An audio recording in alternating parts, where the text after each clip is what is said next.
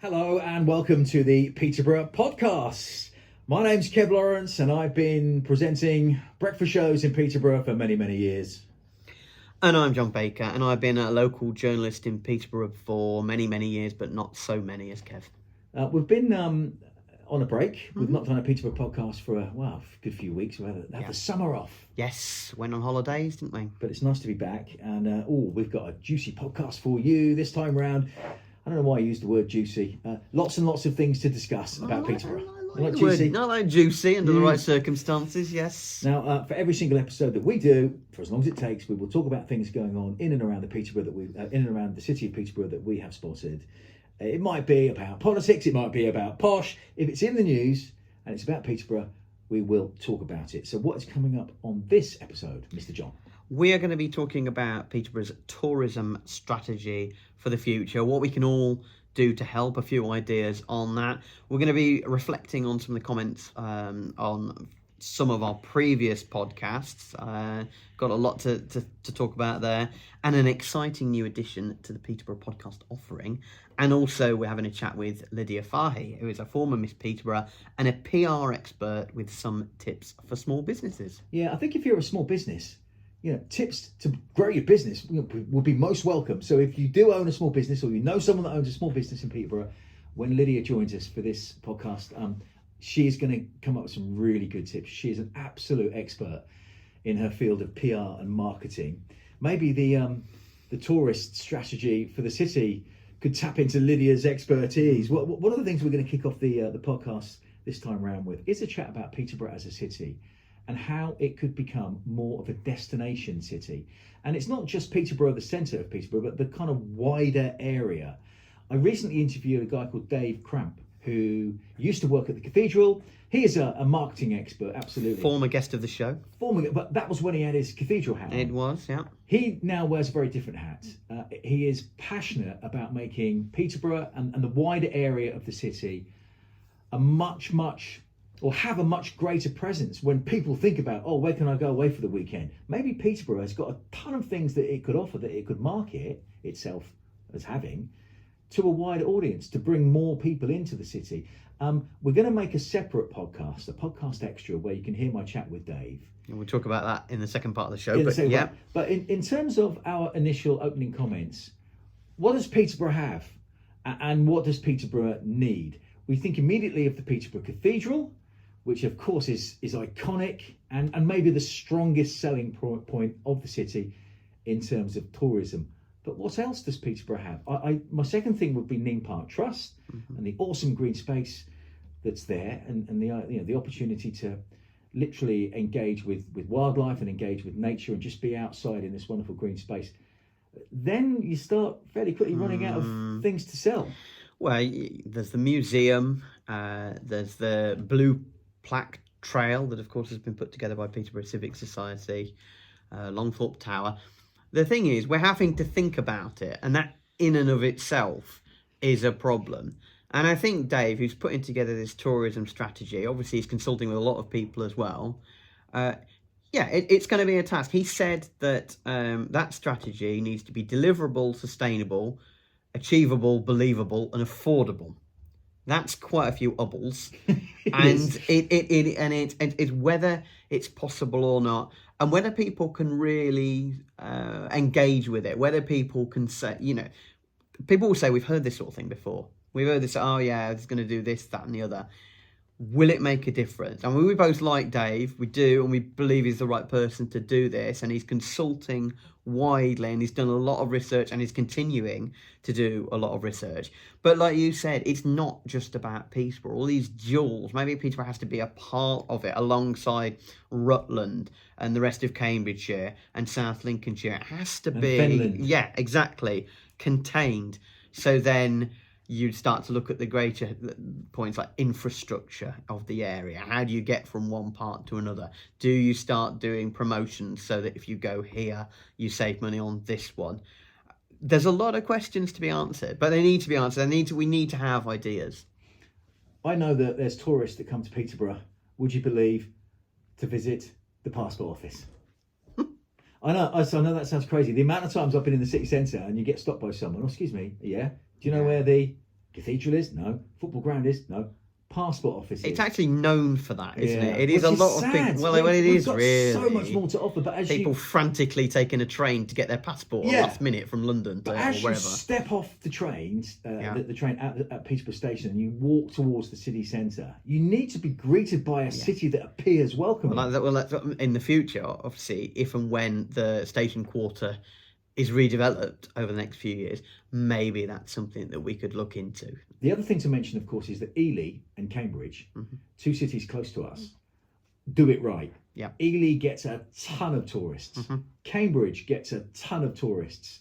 The Peterborough economy could receive a massive boost if it also could get a ton of tourists. You're looking at, I mean, let's take Ely for an example. How lovely is it when you pull into Ely on a train? You know, along the river and all the boats there, and you just think, do you know what? I just want to get out and find a pub and have a beer straight away. You do, don't you? And then you look around and the historical aspects of Ely, which is obviously a lot smaller than Peterborough. So you'd think to yourself, well, what are they doing right that we're doing wrong? And I guess that's what this tourism strategy will look into. One thing I'd say from the offset is we don't make enough of our river in the centre of the city. We've got charters, and that's about it. You know, okay, you've got the Quay Theatre on embankment. There's a boating, a facility to hire boats there, I think. Well, there is. Yes, there is. But like that guy, I spoke to him recently. He's doing okay, but Yes, he is. he would have hoped for much, much more business than he's currently getting. We've got to do more along the centre area of the river, surely. More buy-in. Well, we need the Fletton Keys Well, when Fletton area Keys, needs to be redeveloped. When Fletton further. Keys idea first came out, surely, you know, much of that did show that whole stretch of the riverside having a culture of cafes and bars and restaurants and places to go, and it doesn't really have anything. No. Yet. And then you spread out further to the question of what's happening to the embankment full stop anyway. Yeah. Whether we put a football stadium there, whether we put, I suppose, alongside the stadium, what else is going to be there, whether more university buildings will end up on there. Because you and I have spoken to Ross before, and he always says, this is just the start with the university. We will need to grow, and we will need to grow rapidly towards the end of this decade when more students arrive. At least in Ross Renton, who is the principal of the university, ARU. at least he sees a vision for ARU as getting bigger and bigger and bigger, and all of that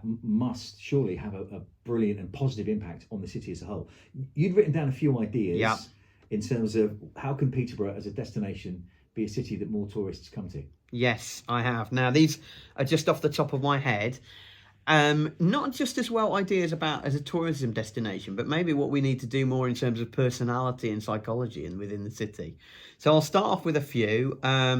We obviously have a beer festival. Maybe that could be extended. I don't know why don't we do Sunday with a beer festival? The reason why the beer festival ends on Saturday is that Sunday's Transport. a clear down day. Right. But we have it's a good question. We but have a when bank asked- holiday Monday for that, don't we? Yeah, true. Sorry, I've never really Right. understood. But that's anyway. That's so elongate by the beer by. festival and market it better. And By the way, the beer festival is the second biggest beer festival in the country. Well, there's a reason for that because it's absolutely brilliant. It's You and I incredible. went. It's something that and it's known for, and it's people fly in from Europe. People come from right the way across the country. So why can't we do the same thing, for example, with a food festival as well? I mean, I maybe to run alongside it, and I've been thinking about this a lot. You know, this is obviously an area, Lincolnshire and Cambridgeshire, a lot of food production takes place here. Why aren't we celebrating that more? Similarly, we've got the Great Eastern Run coming up next month. Why can't we have a sort of fitness weekend? Why can't we do things that really grab hold of people and get them immersed so that there's almost a legacy of it, like fitness becomes something throughout, you know, the year, perhaps. I have heard before about people wanting to hold gigs on Queensgate car park, on the top of Queensgate car park. That would be absolutely spectacular if that can be done. Logistical reasons, I don't know. Well, we certainly need more venues for I'm big just concerts. I know thinking we've outside the box. We've recently had the Nene Valley Rock Festival at Nene Park, and I know that they had to limit capacity to 1,000 people per day.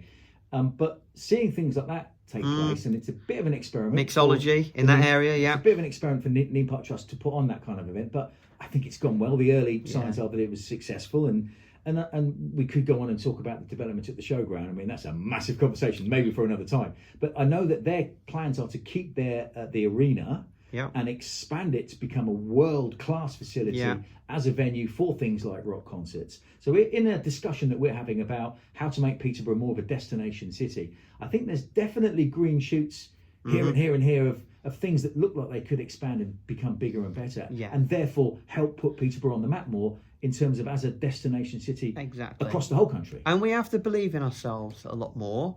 We have to stop referring to this awful survey that comes up every year. I mean, I know I'm doing it in and of itself, saying that Peterborough is the worst place to live when it blatantly isn't.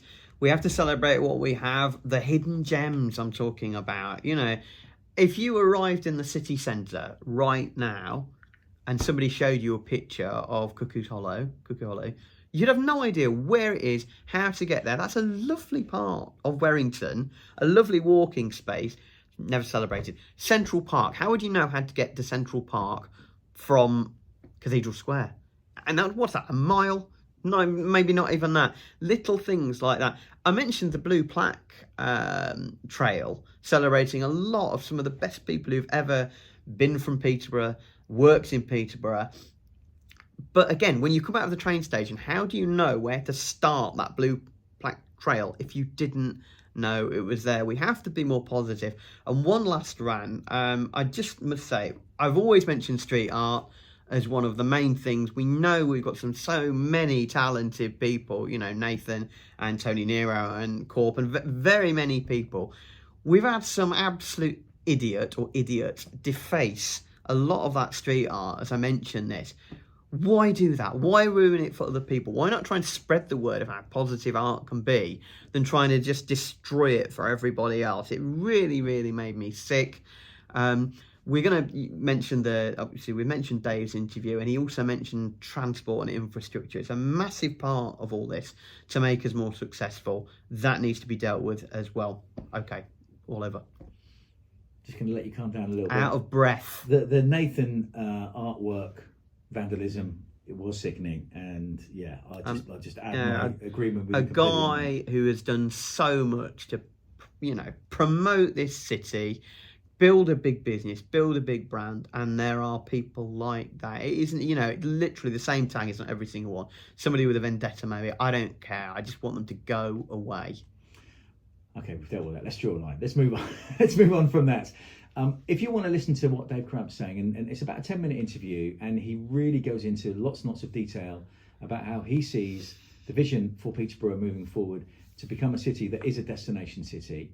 He's got some incredible ideas. There will be a separate podcast extra chat where you can download it and have a listen to what Dave Cramp has to say.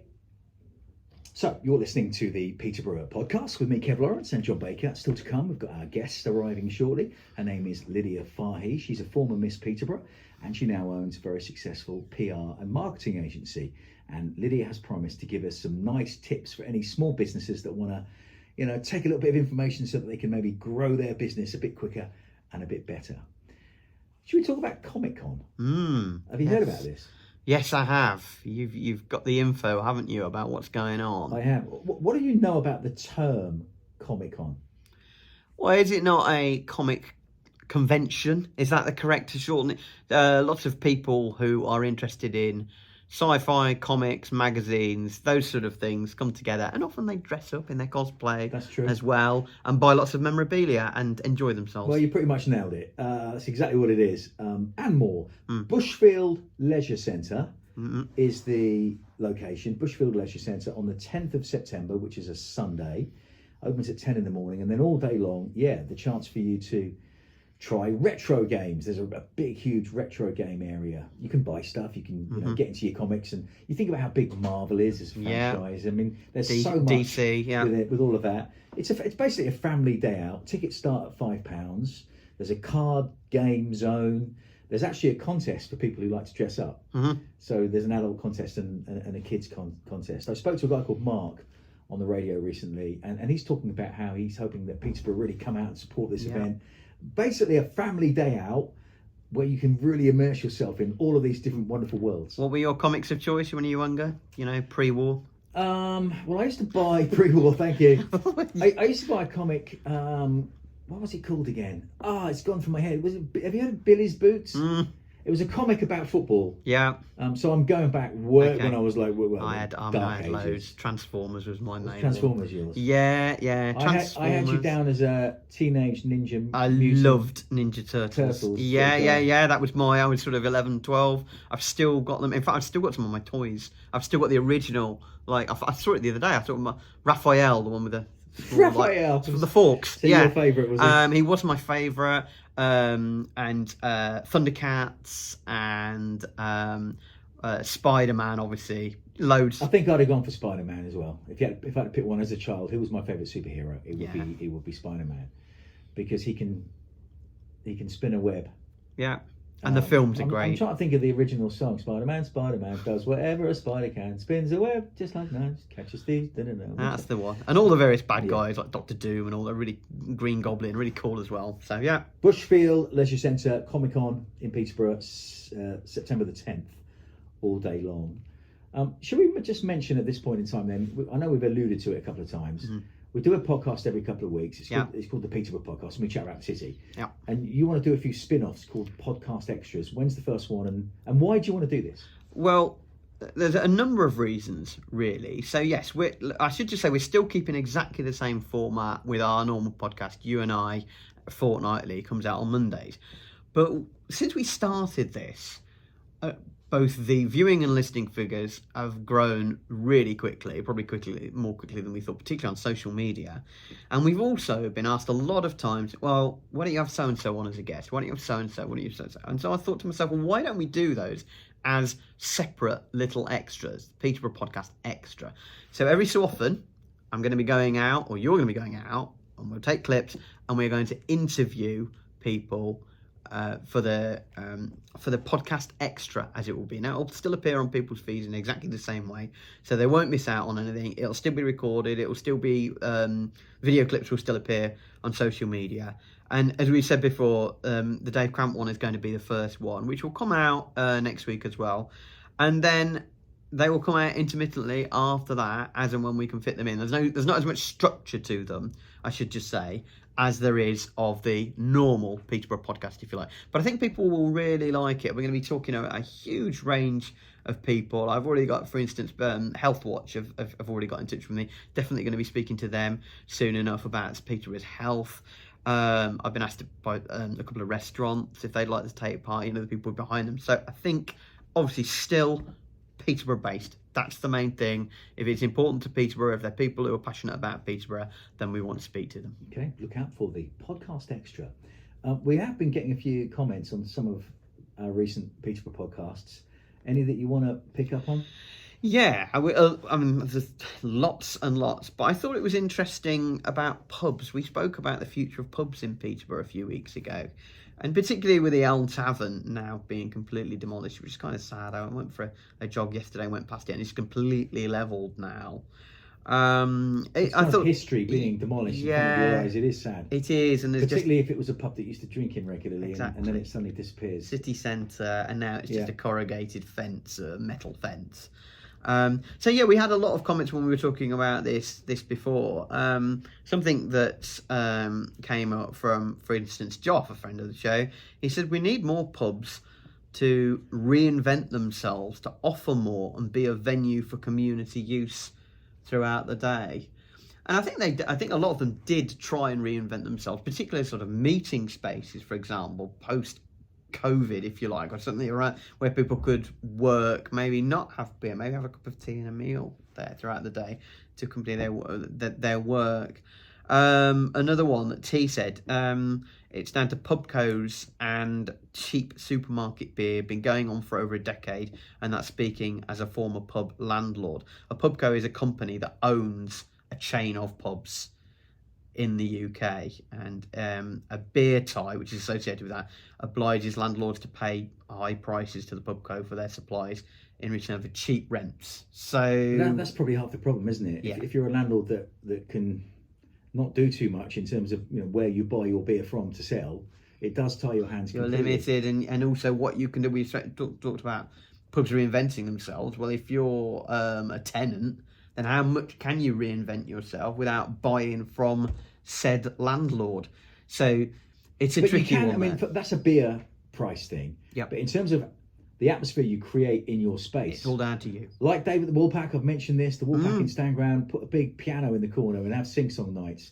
You know, they've got in a Thai chef to cook Thai food. There are things you can do in whatever pub you own or run that will bring people in that are a little bit different to what you'd normally see in a traditional pub. Well, and of course, and we're going to be speaking to Lydia later on, and no doubt she will mention social media and offers and ways of branding yourself that appeal to a particular demographic, and it might need to be a new demographic to bring in the sort of numbers and footfall and drinkers that you want in your location. So it's not, gone are the days when a pool table and a dartboard will pack them in. You need is to enough. think far And we spoke, bigger. well, we spoke before about how expensive, for example, it is to show Premier League football and things. But sport is still a big community thing. I mean, we've got the Rugby World Cup starting very soon.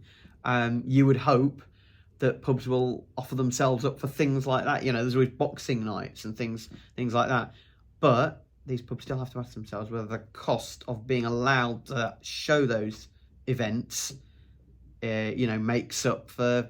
They can make that up in sales. Yep. Oh, Don't know what else to say. No.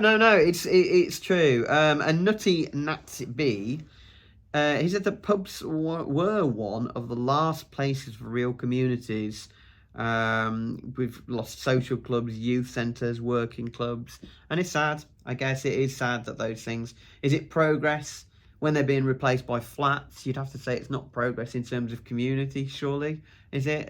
It's a bygone era, but it's not. The thing is, it's not that far bygone. We're not talking about 50, 60 years ago. You and I can remember, 15, 10 years ago, there were lots more pubs. There used to be the crown to town, etc. And now it's just not the way it is.